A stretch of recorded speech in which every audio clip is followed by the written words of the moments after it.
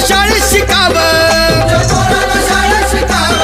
आशाला जारीला मुकाव, असं सभेमधी,